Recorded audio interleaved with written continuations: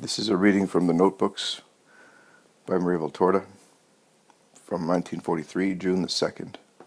Jesus says, "In this month devoted to my heart, which this year brings together the solemnities, which are as many certificates of love from us, the Divine Trinity, what are you doing? It is a month of love, and you make it a month of hell, which hates. And so it is for the month of Mary, my mother, and so it is for the April in which I died, 20 centuries ago, which brings you my Easter again. For you it is always like this. You want only love and goodness from God and in God, but you do not want to love us. Love one another. Be good. That's right. You do not want to love us. Your prayers are useless because they are spurred upon your lips not by love, but by selfishness. You want to be preserved from evil, but you do not say, 'May the same be done, however, to our enemies.' No, for them you request slaughter and ruin. What do you not want for yourselves? There is not a single pulsation in you whose secret motivation is not hatred and selfishness. And your prayers thus resemble balloons rising only a little way and then bursting, falling back down to the ground. Try praying to us with love for all, and I will help you. For if you do good to those who love you, what merit do you have? Be like us, who make the sun and water rain down upon the just and the unjust, leaving to us alone the right to judge when the time comes."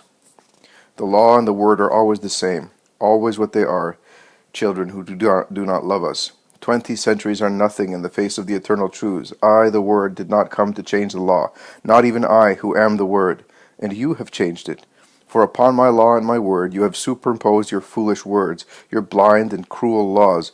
You thus believed you were changing the law and the word and progressing. Yes, you have progressed. But like one no longer seeing the light, you have progressed not towards the goal, God, but towards the opposite point. You have regressed into bestiality. You are slaying your souls. How? Are you able to cry out in space, 'Save our souls,' and do you then slay them among yourselves? But when a shipwreck engulfs a vessel, only your body dies, and my angels are ready to bear into the heavens the souls of those breathing their last with my name, and that of Mary, my mother, on their lips. While you, in the shipwreck of your sonship as sons of God, slay your souls. Oh, my poor heart.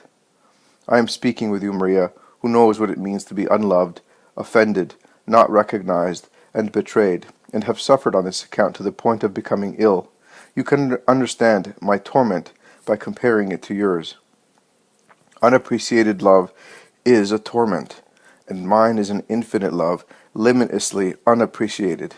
It is not 2 or 3 persons who have been at fault, as with you. For me there are millions of persons who in 20 centuries have failed to love me, offended me, and disdained me. And my heart, which loves with the perfection of a divine heart, has expanded in the suffering of pain. The lance thrust was not painful compared to the wounds which the human race in 20 centuries has inflicted upon my heart. I am God, and not subject to human infirmity, but I am subject in my humanity to pain. And you give me boundless, continuous pain. I must take refuge upon the heart of my mother to overcome certain hours of agony over your base actions. I must look at my confessors to attenuate the bitterness of what you men are for me, who have loved you to the point of dying. We do not want precious crowns on the heads of the images representing me and representing my mother and yours, while you continually nail thorns into us, compared to which those on my crown were roses. We want a single crown from you, your love, a love that is true, in every hour, in every circumstance. It would suffice for this to exist in a few hearts, in every nation, in order for evil to be defeated by good. Weren't 12 true apostles relying on the heart of Mary really sufficient to take charity into the world? But you are now worse than the Gentiles and the Jews." Jesus further states, "This is for you. Consider the value of things, even little ones, if they are offered to me with love. I did not embrace you when, in a great pain and a great trial, you resigned yourself because you could not act differently, or when in an hour of great fervor you offered yourself to me. I clasped you to my heart for something which to human sight may seem a trifle, but I judge it to be from God and not from man.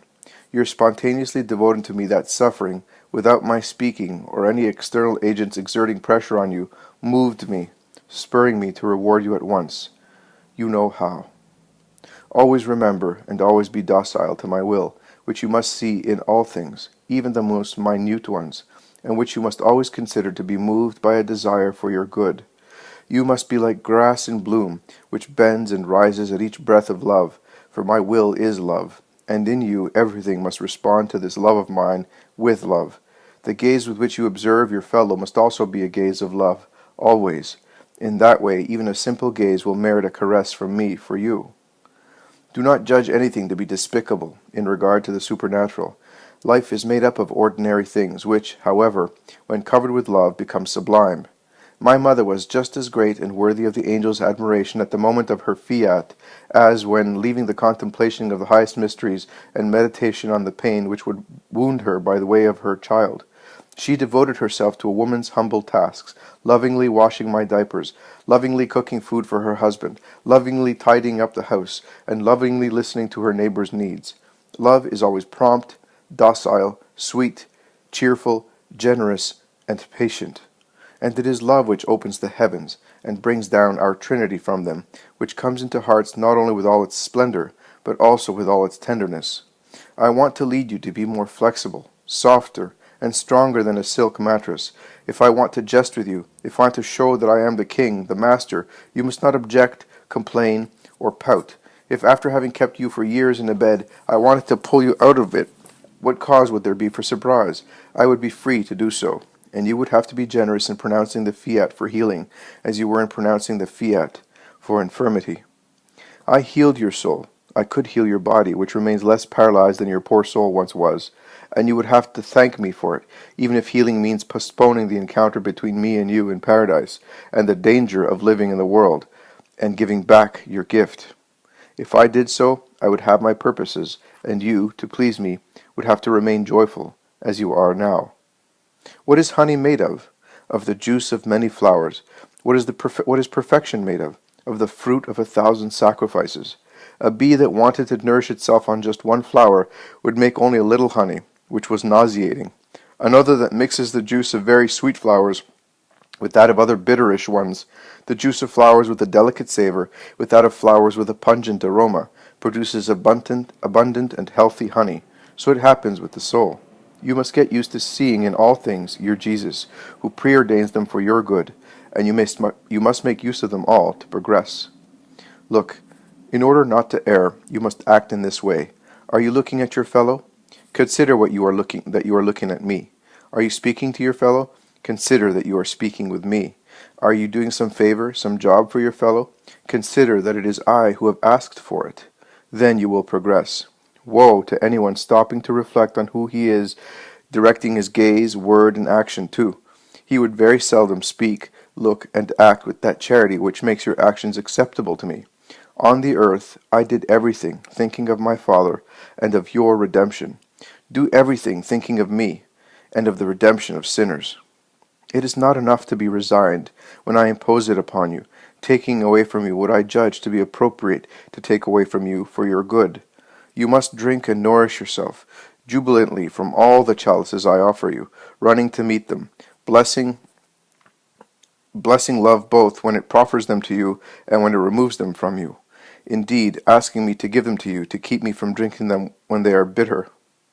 You will thus be dear to me, so dear that I will love you to the point of ardently longing to have you with me forever in my kingdom. Only love spurs me to leave you here still, to make you better. Only love must spur you to be better in order to fly to me soon.